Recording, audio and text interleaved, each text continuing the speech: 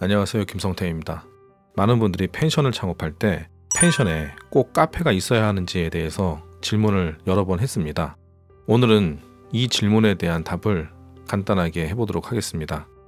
입실 청소를 하는 동안 펜션에 온 손님들이 잠시 기다리는 장소나 손님들이 조식을 하는 장소, 그리고 실내 바베큐장 용도로 사용할 목적이라면 카페가 만들어져도 괜찮습니다. 하지만 차를 마시고 독서를 하고 가만히 앉아서 시간을 보내는 카페 본래의 목적이라면 카페는 펜션 안에서 그 역할을 제대로 하지 못합니다. 그 이유는 여행자들의 성향에서 찾아볼 수가 있습니다. 일반적으로 게스트하우스를 찾는 사람들의 여행 목적은 주변을 여행하고 또는 새로운 만남에 초점을 맞추고 있습니다. 여행의 목적이 숙소가 우선이 아니기 때문입니다. 개방적인 성향의 이들은 공동의 공간에서 여러 여행자들과 소통을 즐깁니다. 그렇기 때문에 게스트하우스는 카페와 같은 공동의 공간, 소통의 공간이 적절하게 잘 만들어져야 합니다.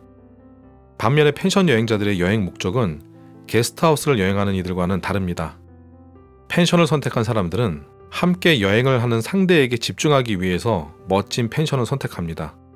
프로포즈를 할 멋진 객실을 찾거나 결혼기념일 등 특별한 날을 위해서 독특하고 아름다운 장소가 필요한 것입니다.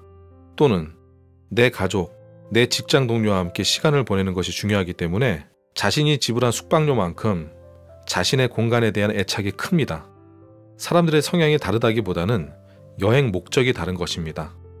즉, 펜션을 찾는 사람들의 여행 성향은 폐쇄적이기 때문에 카페와 같은 공동 공간을 만드는 것은 펜션 운영에 큰 효과를 거두지 못합니다. 물론 없는 것보다는 더 좋겠지만 카페를 만들 투자금이 있다면 차라리 객실에 더 투자하는 것이 좋습니다. 그래서 펜션은 한 팀을 위한 객실, 별도의 출입문, 한 팀만을 위한 바비큐장 등 폐쇄적이고 프라이빗하게 만들어져야 합니다. 공동공간인 카페는 펜션 영업에 큰 역할을 하지 못합니다. 하지만 예외도 있습니다. 펜션의 카페가 본래 카페의 목적이 아닌 다용도 목적으로 사용된다면 넓고 멋진 공동의 공간도 유용하게 사용될 수가 있습니다. 예를 들어서 각 객실의 규모가 작아서 스파를 넣을 수 없는 경우 카페 공간 한 부분에 스파센터라고 해서 1시간이나 또는 2시간 정도 스파룸을 대여해줘서 커플 여행자들의 만족도를 높일 수도 있습니다. 놀러온 가족들의 작은 행사를 지낼 수 있도록 파티 공간을 제공해 줄 수도 있습니다. 결국 카페 본래의 목적에서 벗어나서 펜션 투숙객들이 꼭 이용해야 하는 명분을 만들어야만 카페 활용의 가치가 높아지게 됩니다.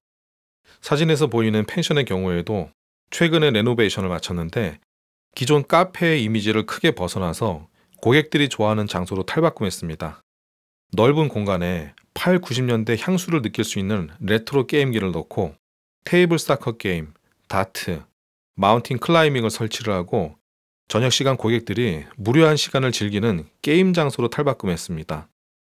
거기에 또 하나 인기를 얻은 것이 바로 화로인데 겨울철 가족끼리 화로에 둘러앉아서 불을 쬐며 가지고 온 음식을 구워 먹고 체험을 할 수 있도록 했습니다. 펜션 객실을 꾸미기 힘든 상황이라면 이런 공간을 카페가 아닌 다목적 공간으로 활용해서 펜션의 매력을 높일 수가 있습니다. 오늘 이야기 여기서 마치겠습니다. 감사합니다.